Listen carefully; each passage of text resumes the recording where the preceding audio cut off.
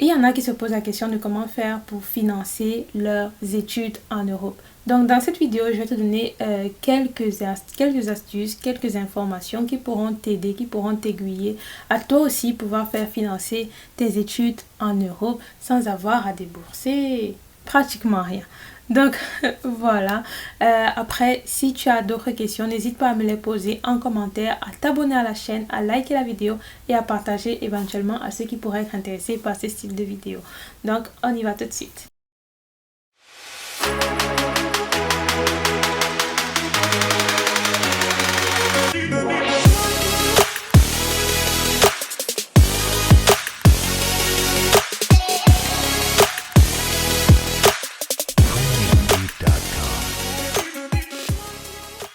Moi particulièrement, j'ai l'expérience de l'Italie parce que c'est là-bas que j'ai effectué mes études de médecine.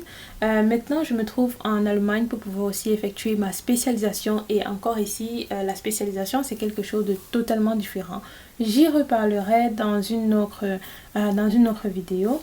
Ensuite, j'ai également ma petite sœur qui a étudié ici, pharmacie ici en Allemagne, et il est possible de faire financer ses études, d'autant plus qu'en Europe, l'université, ça ne coûte pas particulièrement cher. Bon, maintenant on va me dire cher, mais ça dépend des poches de tout un chacun.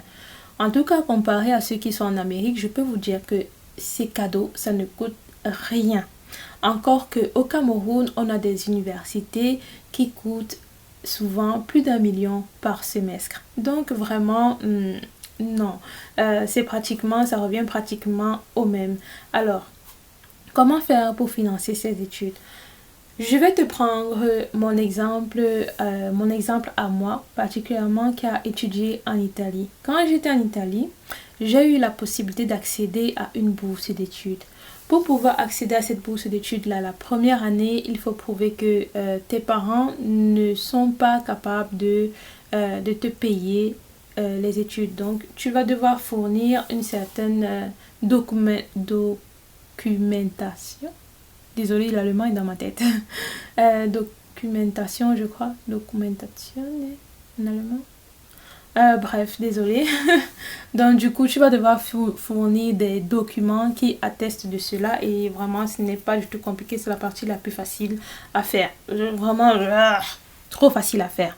Après, si tu veux avoir encore plus d'informations, bien évidemment, je suis là. Je pourrais éventuellement t'aiguiller, te montrer où est-ce que tu pourras aller, ce qu'il y a lieu de faire, ou alors t'indiquer des groupes de personnes en Italie qui sont là pour ça et qui aident volontiers les étudiants qui veulent venir étudier en Italie et bénéficier d'une bourse. Maintenant, en Italie, ce qui est bien, c'est que les bourses qu'on t'octroie sont différentes en fonction des régions dans lesquelles tu vis. Moi qui étais dans l'Emilia-Romagna, j'avais une bourse de 5 000 euros. Après, il y a des gens qui étaient dans la vallée d'Aosta. Et là-bas, la bourse, c'est 2 fois ce que je recevais en Emilia-Romagna. Donc, 10 000 euros là-bas, 5 000 euros ici. Et voilà, ça fluctue comme ça en fonction des régions. Mais ceci étant dit, on obtient la bourse. Une fois que tu as obtenu la bourse, maintenant il faut pouvoir la maintenir. Comment est-ce qu'on fait pour maintenir une bourse et donc toujours continuer à faire financer ses études? Eh bien, il te suffit de valider un certain nombre de crédits universitaires. Ces crédits-là correspondent aux examens que tu dois valider à l'université. En fonction des examens, d'un examen à un autre, il y a différents crédits. Moi, en médecine, j'avais des matières qui avaient 9 crédits, d'autres qui en avaient 4 et d'autres qui en avaient 30.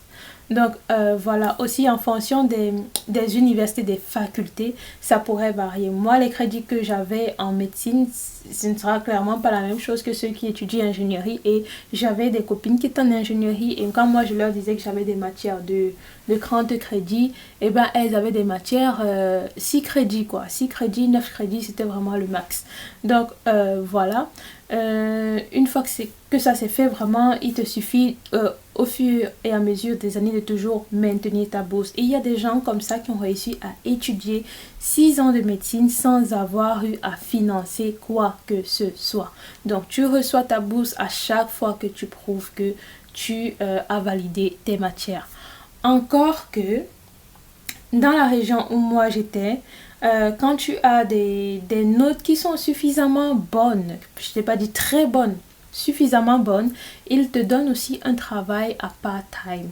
On appelait ça part-time, donc du coup il s'agit de travailler dans des bibliothèques, faire du rangement, louer des livres à d'autres étudiants comme toi. Et c'est comme ça, en fait, ce sont les étudiants qui sont là, qui se relaient à chaque fois et donc qui gèrent la bibliothèque. Après, bien sûr, il y a une direction, mais disons, quand on entre dans la bibliothèque, c'est vraiment d'étudiant à étudiant qu'on parle. Et ça, c'est vraiment bien. Après, quand tu fais ça, je pense que le prix, ce que tu reçois comme salaire, en fait, après, ça varie d'une année à une autre. Je pense qu'ils avaient augmenté 50 € une fois. Et du coup, tu travailles 120 heures pour recevoir à la fin un salaire de... En tout cas, c'était plus de 1000 €. Plus de 1200, je crois, si je me rappelle encore bien. Et ouais, donc vraiment, c'est top. Étudier en Italie, c'est ça qui est vraiment l'avantage. Tes études peuvent être entièrement financées sans que toi tu n'aies besoin ensuite de travailler. C'est aussi ça. Après maintenant, travailler c'est un choix. Travailler en Italie quand on est étudiant et qu'on a une bourse, c'est un choix. Ce n'est pas une obligation. Donc ça te permet vraiment de rester concentré essentiellement sur tes études. Après bien évidemment, si tu veux faire autre chose à côté, tu le fais. Mais sache que si tu perds la bourse là, les problèmes qui viennent après, c'est trop grave. Donc, si tu n'as pas une famille après qui est là pour te soutenir, ce sera beaucoup trop chaud pour toi. Et c'est ce qui m'est arrivé. Moi, j'ai perdu la bourse en fin de 5e année. Ce qui fait qu'en 6e année, je n'ai pas eu de bourse. Et c'est ma famille qui a dû me soutenir. Après, j'ai aussi eu l'aide de la Caritas. Donc, il faut se rendre à la Caritas. Une fois que tu te rends à la Caritas, tu expliques ta situation. Bien sûr, ils vont aller regarder tous les examens que tu as déjà eu à donner. Parce qu'il faut aussi que tu prouves que tu as donné vraiment beaucoup de matière déjà les années avant. Que tu n'as pas juste perdu la bourse comme ça par fainéantise, quoi. Que voilà, c'est arrivé, mais sinon avant ça, tu travailles vraiment très bien. Donc moi, c'est ce que j'ai fait et du coup, ils m'ont aidé à payer ma scolarité de la 6e année. Après, comme j'ai dit, c'était la même chose qu'à l'Université des montagnes là-bas au Cameroun. c'est la même chose. Donc, voilà. Après, maintenant... Oh là là, désolée.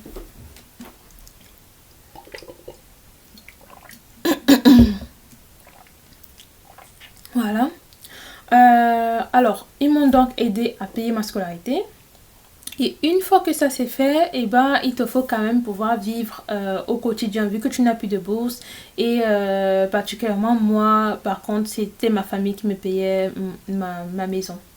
Ils me payaient tout. Ils me payaient ça. Et par contre, la Caritas m'a payé ma scolarité. Et voilà, c'était vraiment top. Ça m'a vraiment beaucoup aidé. Ça m'a propulsé. Ça m'a... Ouh. Après, quand je dis ça...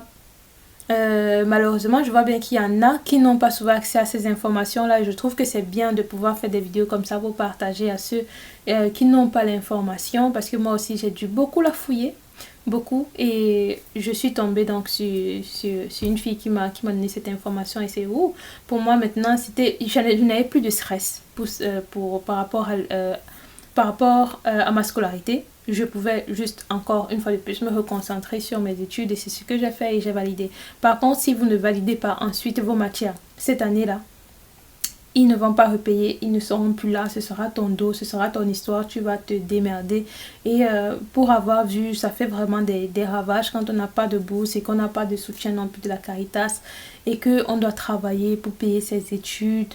Et en plus aussi rembourser le prêt, rembourser aussi la bourse parce que maintenant en fonction des régions, on rembourse la bourse. Moi, la région dans laquelle j'étais, il fallait rembourser la bourse. Et voilà, vraiment, du coup, vraiment, il faut faire attention par rapport à ça. Maintenant, si on n'est pas en Italie et qu'on est en Allemagne, comment faire pour faire financer ses études? En Allemagne, vraiment, bon, maintenant, en fonction des États, ça varie. Dans l'état dans lequel je suis, ça fait environ 2 à 3 ans qu'ils ont décidé maintenant de faire payer l'université, chose qui n'était pas payante avant. Donc maintenant, ceux qui veulent venir étudier dans la région dans laquelle je suis, je pense que peut-être c'est la seule région, ou bien il y en a deux, qui font payer comme ça l'université. Du coup, tu payes par semestre et ça revient pratiquement à ce que la Caritas m'avait payé en Italie. Donc, je crois que ça devrait revenir dans les 3 000 € comme ça l'année, si je me souviens bien. Après, je vais encore mieux me renseigner. Si c'est pas le cas, je vais vous mettre l'information ici. Et voilà. Sinon, normalement, si tu es dans une autre région, tu as juste quelques frais à payer de ce que ma petite soeur m'a expliqué. Après, je pense que je dois vraiment faire une vidéo plus explicative avec elle ou alors avec mon mari, vu que lui aussi a étudié en Allemagne, pour qu'il vous explique vraiment mieux. Mais je sais que c'est vraiment pas du tout cher. C'est une histoire de 400-600 €. Oui. Donc voilà, après tu payes juste ton assurance et l'affaire est bouclée. Après, par contre, si tu dois toi-même payer ta maison, ça bien sûr, tu devrais le faire. Mais comme il y a la Caritas en Italie, et ben il y a aussi la Caritas en Allemagne. Et s'ils voient, c'est le même fonctionnement, ils voient que tu évolues bien dans tes études, ils te financent même ta maison. Donc vraiment, c'est top. Il suffit juste de rester concentré sur ses études, valider ce qu'on a validé et ensuite aller demander les aides. Une fois que tu demandes les aides et qu'ils vérifient, parce qu'ils vérifient toujours, c'est pas juste avec ta bouche quand tu vas dire que oui, j'ai validé ça qu'ils vont te payer. Non, ils vont toujours aller vérifier. Et s'ils vérifient et ils voient que effectivement ce que tu dis est vrai, et ben ils vont payer. Et si c'est pas le cas, ils vont pas payer. J'en ai vu comme ça, qu'ils ont dit oui, moi j'ai bien validé ça, et quand on pas vérifié, c'est pas le cas, ils payent pas. Donc voilà. Donc c'est ça que je voulais partager avec vous. L'avantage vraiment de l'Italie, c'est qu'on n'a pas à se préoccuper de devoir travailler pour payer ses études. En Allemagne, si tu n'as pas accès à ces aides-là, vu qu'il faut quand même bien valider tes matières, si tu n'as pas accès à ça, tu vas quand même devoir payer, mais ce ne sera pas des milliers d'euros, ce sera des centaines d'euros. Donc voilà ce que je pourrais te dire. Les boulots étudiants en Allemagne, il y en a plein, il y en a toujours. Donc voilà, c'est tout ce que je voulais te partager aujourd'hui dans cette vidéo. Après, si tu as des questions, n'hésite pas à me les poser en commentaire. Ou alors, je sais pas moi, tu me les poses en commentaire, tu likes la vidéo, tu t'abonnes à la vidéo pour pouvoir avoir accès à mes futures vidéos. Et voilà, c'est tout pour moi et je te fais d'énormes bisous.